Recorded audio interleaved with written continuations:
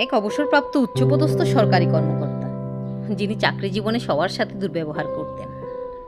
অবসরের 5 বছর পর তার পুরনো অফিসে গেলেন কিছু জরুরি কাগজপত্র তুলতে। দুঃখজনক হলেও সত্য, আজ কেউ তাকে অভ্যর্থনা জানালো না, কে এগিয়েও এলো না। বেশিরভাগ কর্মচারী তাকে চিনেও না চিনার ভান করলো, অথচ একদিন তিনিই ছিলেন এই অফিসের বস। তখন একজন নবীন অফিসার, যে সপ্তাহখানেক আগেই যোগদান করেছে, এগিয়ে এসে আগন্তুকের কাছে তার পরিচয় ও আগমনের কারণ জানতে চাইল।